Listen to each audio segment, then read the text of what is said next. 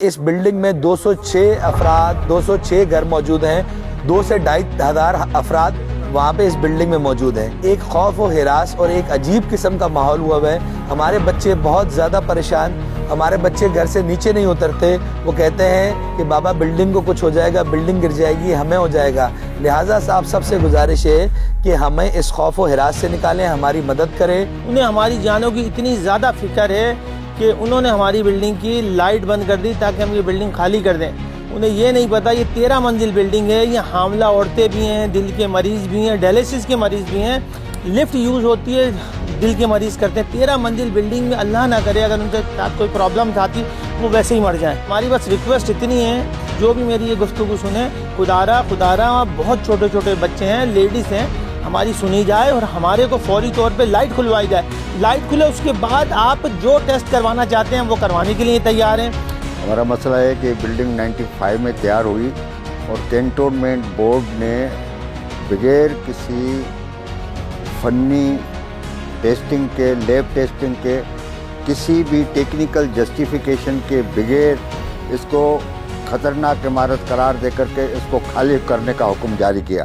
ابھی بجلی بند کر دی گئی ہے۔ میں 9 فلور پہ رہتا ہوں، سانس کا مریض ہوں، میری 77 برس عمر ہے، میں چڑھ نہیں سکتا ہوں، ایک مرتبہ اتر کے آتا ہوں تو پھر سانس اٹھا کے 1 گھنٹے میں اوپر پہنچتا ہوں۔ اگر کوئی بھی مر گیا تو اس کی ذمہ داری کینٹونمنٹ بورڈ پہ عائد ہوگی اور ان کو جو اس کے اتھارٹیز ہیں ان پہ عائد ہوگی۔ میں جماعت اسلامی کا شکر گزار ہوں اور انہوں نے ہماری ہیئرنگ کی اور یہاں سنا، تو ہمیں امید ہے کہ وہ ہماری مدد فرمائیں گے۔ میں Najeeb Ayubi, general secretary public aid Jamaat Islami Karachi, اور میرے ساتھ موجود ہیں نائب صدر پبلک ایڈ جناب شاہد فرمان صاحب، پبلک ایڈ کمیٹی ضلع جنوبی کے اعجاز جدون صاحب، اور یہ جو متاثرین ہیں بچہ لغاری صاحب۔ یہ دراصل ایک عجیب و غریب مسئلہ پوری کراچی میں چل رہا ہے۔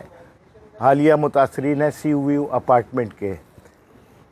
یہ صدر کے علاقے میں ایک بلڈنگ ہے اور جس کو راتوں رات یہ نوٹس دے دیا گیا کہ 208 مکین وہاں رہتے ہیں اور ان کو نکال باہر 206، اور ظاہر 206 مکینوں کو یہ نوٹس دیا گیا کہ وہ گھر خالی کر دیں۔ بجلی بھی بند ہے، دیگر سہولیات بھی نہیں ہیں۔ لیکن یہ کوئی پہلا واقعہ نہیں ہے، کراچی میں کوئی تقریباً 400 سے زائد بلڈنگز کو یہ نوٹس جاری کیے جا چکے ہیں۔ حکومت کی، اداروں کی جو ذمہ داری بنتی ہے، آپ نوٹس دیجئے، خالی کروائیے، لیکن ریاست کہاں ہے؟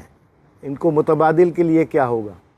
اور دوسری طرف اب جب متاثرین کو سنتے ہیں تو ان کا پوائنٹ بھی بڑا ویلڈ ہے کہ ایک بلڈر نے اس جگہ کو جو کہ قیمتی ترین جگہ بننے جا رہی ہے اس کو ہتھیانے کے لیے مختلف اداروں کو اور ایک نیکسس ڈیولپ کر لیا، اور اس نیکسس کے نتیجے میں یہ پریشر ڈالا جا رہا ہے کہ فوری طور پہ خالی کیا جائے اس علاقے کو۔ میں یہ سمجھتا ہوں کہ اداروں کا فرض بنتا ہے کہ متبادل بندوبست کیے بغیر کسی کو خالی نہ کرایا جائے۔ یہ تو ایک حقیقت ہے۔ بے چینی کی فضا پیدا کر کے، لوگوں کو ہراساں کر کے وہاں سے نکال کر ایک نئی بلڈنگ کی تعمیر کی شروعات کی جانی ہے۔ تو یہ سارے معاملے ہیں، جماعت اسلامی کسی کو بھی تنہا نہیں چھوڑے گی۔ ابھی بھی ہم انشاءاللہ متاثرین سے ملنے جائیں گے۔ امیر جماعت اسلامی کراچی منیم ظفر صاحب سے بھی بڑی تفصیلی اس معاملے میں مشاورت ہو گئی ہے، اور انشاءاللہ ہم کل تمام متاثرین کے ساتھ اپنے لائحہ عمل کا بھی اعلان کریں گے۔